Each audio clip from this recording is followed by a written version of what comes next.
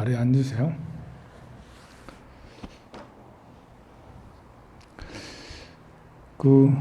여러분들은 송편이 더 맛있어요? 가래떡이 더 맛있어요?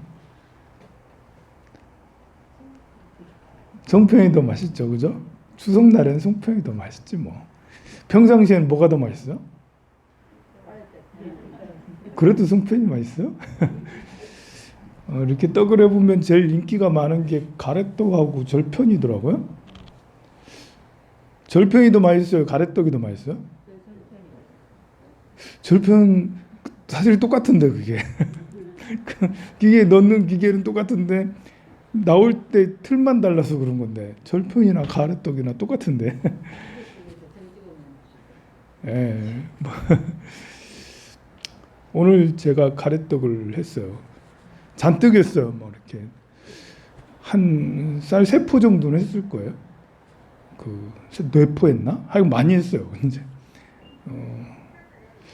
왜냐하면 제가 이렇게 송편엔 자신이 없어가지고 송편은 거사님이 오셔서 송편은 지금 좀 전부터 아까부터 시작했고요.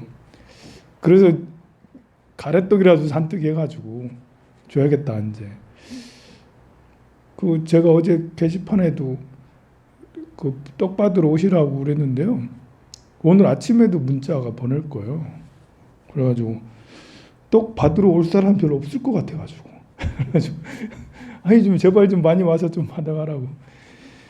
이렇게 오늘도 무료급식 하시는 분들 오시는 분들에게도 드린다고 해서 급식 받으러 오실 건데요.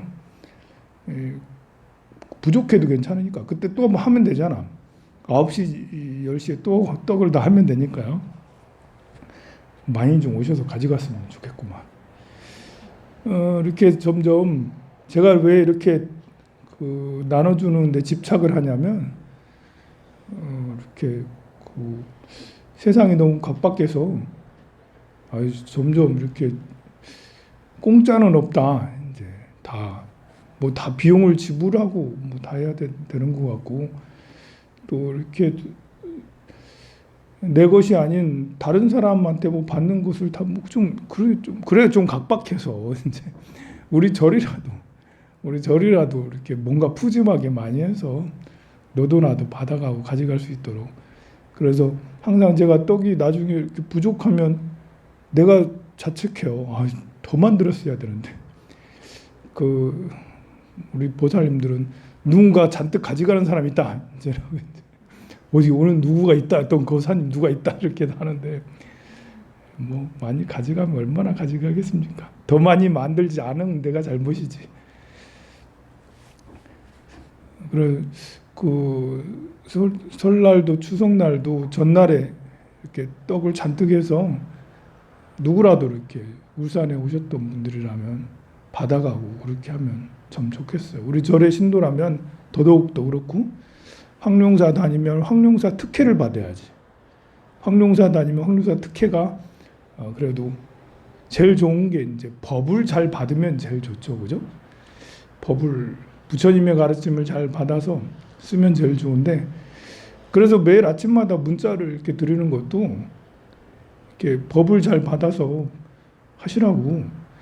그리고 법을 나눈다는 이제 의미에서 보내드리는데 점점 날이 갈수록 사람들이 안 읽는 것 같아가지고 가면 갈수록 문자보다는 카톡을 더 많이 보는 게 아닌가 이래가지고 문자는 이제 패스 넘어가는 게 아닌가 좀 걱정이 되고 그렇습니다. 그리고 이제 이렇게 먹는 것도 많이 나누고 그래야 된다고. 황룡사 혜택이라면 이 떡이라도 다른 거는 뭐 비용들이 비싸더라고. 근데 떡은 우리가 이제 제가 만들 줄 아니까 또 다행히 우리 불자님들이 저렇게 쌀도 많이 올려주세요. 아직 쌀 부족해서 떡을 못한 적이 없어요.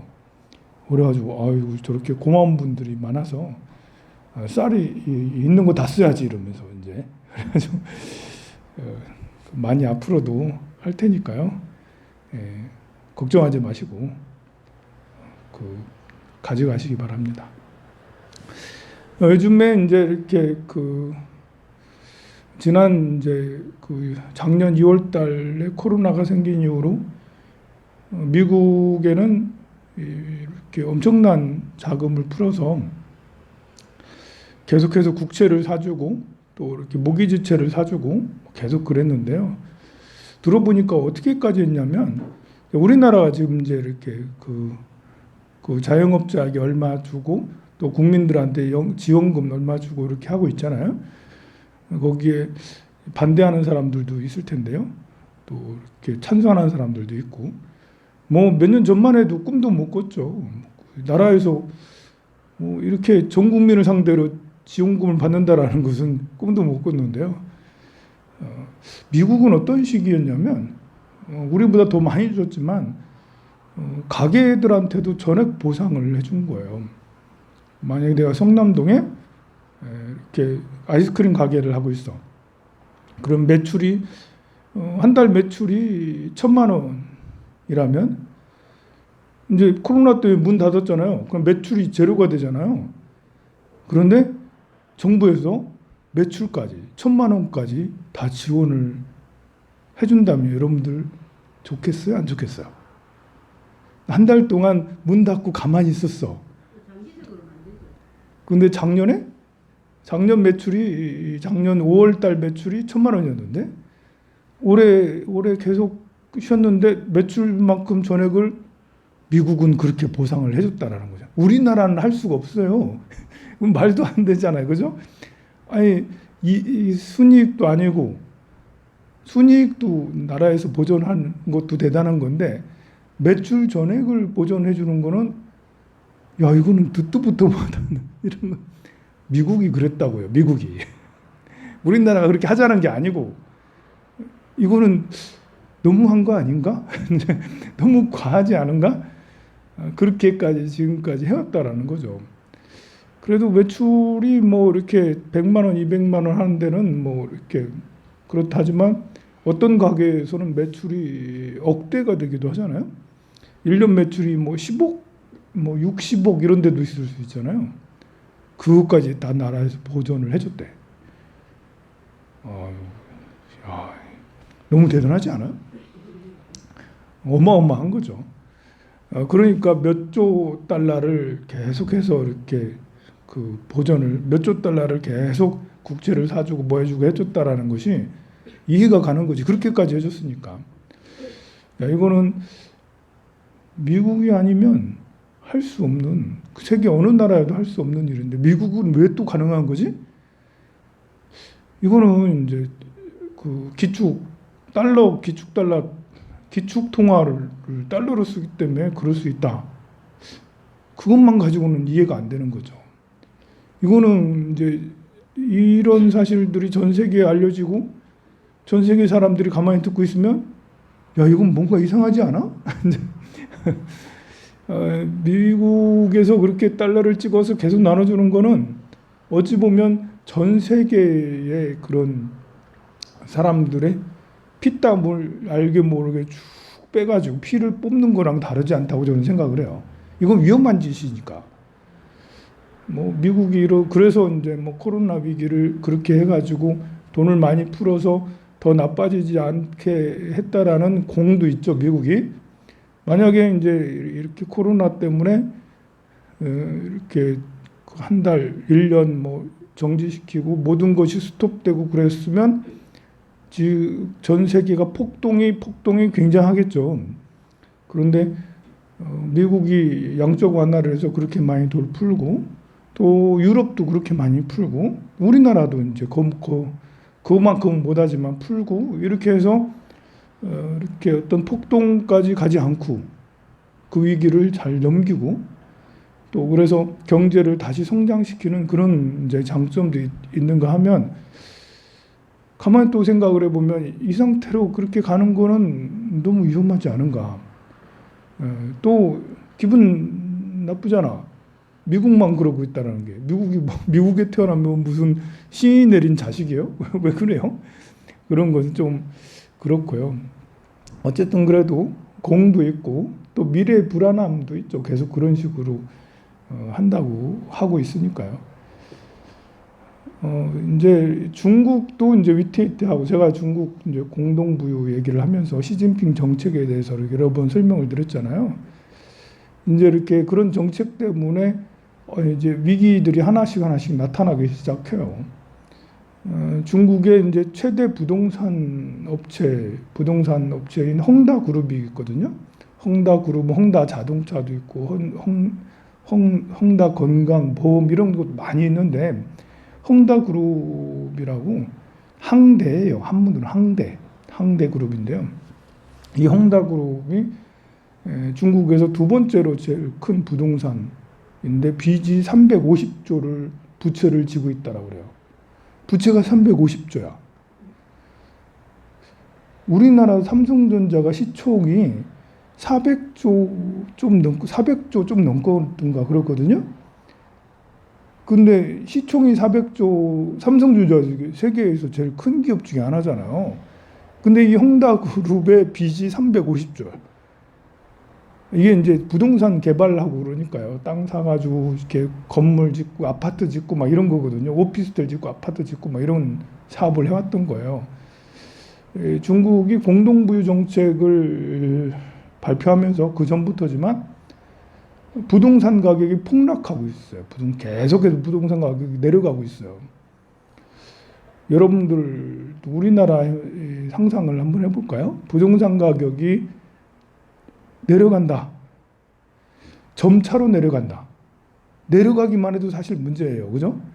왜냐하면 대부분의 우리나라 이렇게 주택 구입자들은 대출을 몇억 원씩 끼고 50%, 60%, 70%씩 끼고 이렇게 집을 샀기 때문에 다들 그렇게 대출을 많이 내가지고 집을 산 거는 앞으로 오를 거다라는 그런 기대 때문에 반드시 올라. 그렇기 때문에 그런 굉장히 많은 이제 빚을 내 가지고 땅을 샀는데 주택을 샀는데 주택 가격이 내려가 봐. 중국은 이게 폭락 수준으로 내려가고 있거든요. 매일 자국 깨어나면 1%씩 내려간다고 생각을 해보세요. 내 주택 가격이 1%씩 내려가. 야, 그러면 이제 이렇게 투매 현상이 일어나. 투매 현상이. 여러분들 계속 갖고 있겠어요? 여러분들이 중국 사람이면 나라에서 공동부유한다는데 주택을 갖고 있겠어요? 야, 이거 너무 위험하다. 빨리 더 내릴 수있다. 투매가 일어나면 거래 절벽이 생겨요. 거래 절벽이 생기면 거래가 안 되니까 110억 하던 아파트가 9억 8천, 9억 5천에도 안 팔리고 그러니까 9억에도 안 팔리고 8억도 안 팔리고 나중에 7억이 되고 그러면 10억짜리 아파트를 대출을 6억을 내서 대출을 7억을 내서 대출을 내 가지고 집을 샀는데 나중에 파니까 5억이 팔아. 반값에 팔아. 이러면 어떻게 되는 거죠? 그러면 빚이 그대로 빚이 되는 거잖아요. 그런 현상들이 중국에 벌어지는데 이 부동산 중국 두 번째로 큰 부동산 350조나 되는 그 빚을 진 게 350조예요. 그 중에 많은 부분이 국민들이 중국 사람들이 아파트 그 분양가라고 낸 게 많아. 그래서 그 국민들이 헝다그룹 앞에 가지고 내 돈 내놔라 농성하고 있거든요. 생각을 해보세요. 여러분들 분양을 받았어. 내가 2억 내고 중국의 아파트가 비싸거든요. 2억 3억 내고 분양을 받았어. 어떤 사람은 중도금까지 쳤겠지. 그런데 그 회사가 망해. 상상하기도 싫은 일이 중국에 지금 벌어지고 있다. 야, 이건 리먼 사태보다 더한 게 아닐까. 이제 2008년에 리먼 브라더스가 이제 이렇게 문을 닫으면서 금융 위기가 이제 2008년에 본격적으로 2007년부터 이제 회사들이 망했는데 2008년에 리먼이 망하면서 와르르 다 무너지게 돼서 이렇게 금융 위험 사태가 이제 그런 일이 일어나가지고 몇 년 동안 다들 고생했거든요. 전 세계가. 우리나라는 비교적 그때 크게 당하지는 않았어요. 그러나 가만 생각해 보면 우리나라도 2009년부터 2014년까지 몇 년 동안 주택이 오르지 못하고 약간씩 내렸거든요. 주택 가격이. 주식은 말할 것도 없고요. 그래서 그게 이제 그 미국발 금융 위기, 리먼 브라더스가 망해서 생긴 그런 위기였거든요. 그런데 지금 헝다그룹 문제만이 아니잖아. 헝다그룹이 촉발 시작이 돼서 다른 것도 와르르 무너질 수 있다라는 그런 겁나는 일이 생길 수 있다라는 거죠. 그래서 공동부유라는 것이 누구나 다 평등하게 다 이제 부자가 되면 좋겠다라는 시진핑의 꿈을 발표했지만 이것은 굉장히 큰 기술이 필요하거든요. 모든 사람들이 다 똑같이 나눠 가지려면. 그런데 그게 참 어려운 것이 중국의 부의 독점이 공산당 당원들 위주로 되어 있거든요. 그러니까 이 공산당 창립했던 그런 가문들, 그 자제들, 왜 이제 덩샤오핑, 장쩌맨, 또 누구누구 있잖아요. 이런 사람들, 계파 사람들이 거의 다들 재산들을 다 가지고 있어요. 거의 대부분 그 사람들이 다 재벌처럼 권력과 재물을 다 갖고 있는 거예요. 이러면 이게 부정부패라고 할 수가 있잖아요. 권력가들이 재력까지 다 가지고 있으니까. 그런 상태에서 공동부유를 한다라고 그러면 쿠데타의 염려도 있을 수 있고, 이게 공동부유가 제대로 되겠나라는, 시진핑 가문들이 다, 시진핑 권속들이 전부 다 또 다 독식을 하는 게 아닌가? 그래 되면 이제 부가 편중되고 그렇다라는 거예요. 중국에는 알리페이나 위챗페이 이런 것들이 굉장히 많이 쓰여지고 있는데요. 그러니까 이제 그 QR코드 이렇게 해가지고, 우리나라는 그렇게까지 확산이 안 됐지만 중국 사람들은 폰만 가지고 다니면 전국 어디서나 다 결제가 가능해요. 나도 아직 폰 결제 할 줄 모르거든요. 미안합니다만. 저도 카카오페이 이제 막 깔아가지고 이제 막 쓰기 시작하고 아까 이렇게 하는데, 그러니까 나도 아직 이렇게 폰 가지고 결제를 한 번도 해본 적이 없어요. 송금은 해도. 그런데 중국은 몇 년 전부터 알리페이, 위챗페이를 쓰면서 QR 그냥 폰만 갖다 대면 따다다 결제를 해왔던 거예요. 그것이 민간업자 알리바바하고 텐센트에서 그런 것들을 해온 거거든요. 그런데 그런 것들을 국가에서 이제 몰수하기 시작하는 거지. 이제 이렇게 민간에서 만들었던 카카오나 네이버 이런 것들을 국가에서 하면 국가에서는 줍줍 하는 거지. 이렇게 이거 주워서 편하게 이제 자기가 시스템을 만들려면 국가에서는 굉장히 어려운데 민간에서 다 만들어 놨어. 그걸 가지고 이미 중국의 온 국민들은 알리페이, 위챗페이 다 쓰니까 이제 국가에서 다 관리를 하려나? 이제 그뿐만 아니라 이제 부동산도 다 뺏으려나? 이렇게 그 이외에 다른 것도 다 국유화 시키려나? 이런 것이 촉발된 헝다. 그러니까 이 헝다그룹에 여러 개의 회사들이 상장이 돼 있는데 전부 다 주가가 마이너스 90%, 마이너스 95%, 3만 원 하던 것이 25,000원, 2,500원, 10분의 1 이상으로 팍 다 떨어진 거예요, 보면. 그러면 이제 주식 팔아가지고 빚 갚을 수 있는 것도 아니고, 또 오늘 시장 열리면 오늘 또 계속 또 내리겠지. 거기도 추석이지. 추석 끝나면 계속해서 또 내리면 결국 파산 얼마 안 남았겠죠. 그래서 그런 것이 우리나라에는 어떤 영향을 미칠까? 우리나라는 기회가 될까? 위기가 될까? 잘 모르겠어요. 미국은 저런 식으로 저렇게 가지. 중국은 저렇지. 또 본래 중국하고 유럽하고는 많이 또 친했는데 유럽도 이제 중국하고 손을 끊고 발을 끊고 하는 것 같아요. 너무 공동부 이러니까 이상한 식으로 가니까 그러지 않겠어요? 또 아프리카 나라들하고 중국하고 굉장히 이렇게 사이가 좋았는데 점점 한 나라씩 좀 약간씩 거리가 생기는 것 같고요. 그렇습니다. 그나저나 이제 우리 북한 때문에 큰일이에요. 북한은 2년 동안 코로나 팬데믹 시작하면서 문을 완전히 닫았거든요. 무역을 하나도 안 했어요. 저 두만강하고 압록강의 그 철도 이렇게 왔다 갔다 하는 무역 거점이 있잖아요. 보면 거기 문을 닫은 지 벌써 2년 가까이 다 되는데 하나의 물품도 오고 가지 못해. 심지어 이제 다른 해외에 이제 대사들 임기가 다 돼가지고 이제 자기 이제 대사 그만두고 이제 북한으로 돌아가야 되잖아요. 북한은 들어갈 수가 없어. 국가에서 못 들어오게. 대사들까지 외교관까지 북한으로 못 들어오게 할 정도로 대기 중이라고 할 정도로 꽉꽉 막혔는데요. 북한도 이렇게 수입하는 물품도 본래 많았잖아요.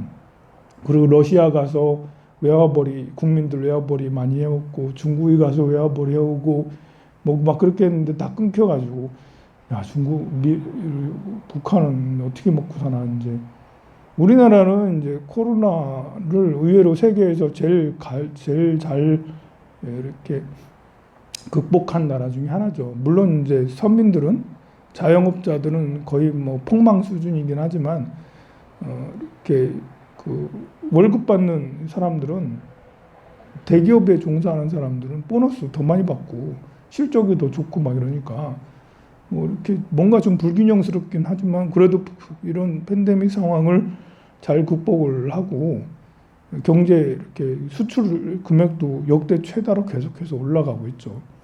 앞으로도 이렇게 전망이 그렇게 나쁘지는 않아요. 그런데 이런 상태가 계속 지속되면 참 좋겠지만 가만 보면 우리만 좋은 게 아닌가. 뭐 일본도 굉장히 위험해지고 있고 무엇보다도 북한이 저렇게 이제 어떻게 될지 모른다라는 것이 굉장히 그 같이 옆에 있는 나라 사람으로서 아무도 그런 생각 안 하고 있겠지만 여러분들도 제가 말하니까 북한이 지금 쉽지 않겠네 하겠지만 김정은 나와가지고 이번에 탄도미사일하고 순항미사일하고 이렇게 그 발사하고 그랬잖아요. 사실 우리는 5가지를 뭐 발사를 했어요. 더 굉장히 고도의 이렇게 ICBM, 이제 하여간 잠수함에서 쏘는 미사일 이런 것들도 하고 또 순항 미사일 이런 것들도 하고 북한하고 우리나라하고 서로 군사 이렇게 그 무기를 이렇게 발표한 걸 보면 이거는 애하고 어른 수준이에요. 사실 알고 보면 북한에서 한 것은 열차에서 이렇게 쏘는 탄도미사일을 열차에서 쏘더라고요. 그거는 우리 해도 벌써 할 수 이거 어려운 기술이 아닌 거예요. 그거는 기차에서 쏘는 거는 잠수함에서 쏘는 이거는 10배 차이가 아니라 100배 차이라 할 수도 있는 만큼 쉬운 게 아닌 거거든요. 근데 북한은 먹고 살기도 힘들 텐데 지금 저런 것들을 하고 있으니까 좀 많이 답답하긴 합니다만 제가 계속 드리는 말씀이지만 경제력 차이가 너무 심하면 서로 외교를 한다 하더라도 이건 정말 어려워요. 지금 계속해서 이제 멕시코 IT가 계속 지진 일어나고 자연재해가 심했거든요. 이번에 또 IT 또 지진 일어나고 막 이랬어. 그럼 많은 사람이 죽고 더 이상 IT 살 수 없다. IT 사는 사람들 많아. 2천만 명이가 그렇거든요. 조그만 땅인데 많은 사람들이 멕시코를 넘어가지고 멕시코에서 미국으로 계속해서 이동을 하고 있어요. 무슨 캐러반 뭐라고 하면서 계속해서 IT를 떠나서 멕시코를 거쳐서 미국으로 가고 있는데요. 미국에서는 안 받아주잖아요. 그런데 바이든 정부에 들어오면서 약간 이제 이민 정책에 좀 유연해졌거든요. 그 중에 아이들 같은 경우는 이제 보호자가 없는 아이들 같은 경우는 좀 받아주기도 했어. 그래가지고 어떤 일이 생기냐면 국경에 보면 이렇게 사다리 타고 막 올라가가지고 아이들을 떨어뜨려 놓고 도망가는 거예요. 자기 애를 이제 2살짜리, 3살짜리 애를 그 절벽 5m 정도 돼. 그 벽이 한 4, 5m 되는데 그 5m 그러니까 아이를 떨어뜨려 놓고 부모가 도망가는 거예요. 보면 미국 쪽에 아이를 떨어뜨려 놓고 그런 일들이 생길 정도로 굉장히 참 난감한 일들이 생기는 거죠. 그래서 이민 정책을 좀 약간 풀어줬더니 이상한 부작용들이 생기더라. 그러니까 이 주변에 있는 나라들이 이렇게 이게 캐나다하고 그 미국하고는 거의 국경 없이, 국경은 있어요. 왔다 갔다가 뭐 신분증만 보여줘도 이렇게 해도 왔다 갔다 캐나다하고는 하거든요. 얼마나 좋아요. 캐나다하고 미국하고 사이도 좋고. 되게 부럽잖아. 근데 멕시코 밑에 있는 남미에 있는 중남미에 있는 나라들하고는 미국하고는 경제력 차이가 너무 많이 나가지고 장벽을 쳐놓고 못 들어오게 막고 있잖아요, 보면. 그런데 미국은 구인난 해가지고 아무도 일을 안 하려고 한대. 아까 말했잖아요. 매출을 보전해 주니까요. 또 매출만 보전해 주겠어요? 자영업자? 거기에 이제 취업한 직원들 있잖아요. 내 연봉이 1억이야.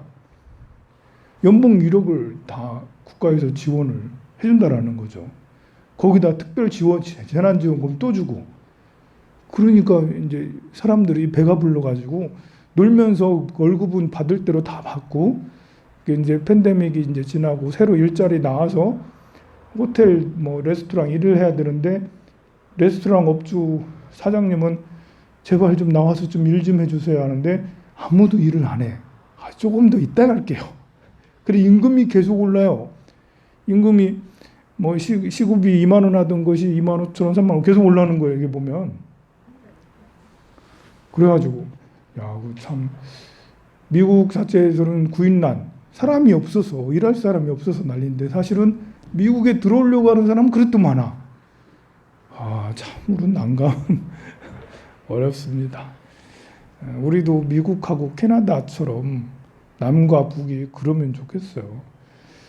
북한이 부자가 되면 핵 개발을 더 할 거 아니에요? 저는 그렇게 생각하지 않아요. 핵 개발하는 이유는 사실 남한 때문에 핵 개발하기도 한다. 뭐 미국 때문에 핵 개발하는 것도 있지만 남한 때문에 핵 개발하기도 해요. 이게 군사력 차이가 너무 많이 나니까 다른 걸로는 이제 비교가 안 되는 거죠. 그러니까 우리가 군사력, 경제력, 군사력이 너무 세지니까 자기들이 아무리 열심히 하려고 해도 못 따라가니까 핵 개발을 할 수밖에 없어요. 내가 만약에 북한에 수령이라 하더라도 할 수 없다. 우리 핵으로 가자. 이거는 전쟁해봐야 이거는 무조건 지는. 남한이 지금 북한을 쳐들어오면 북한은 그냥 꼼짝없이 당할 수밖에 없다. 군사력 차이가 너무 크니까. 뭐 할 수 없다. 우리 핵으로 가자라고.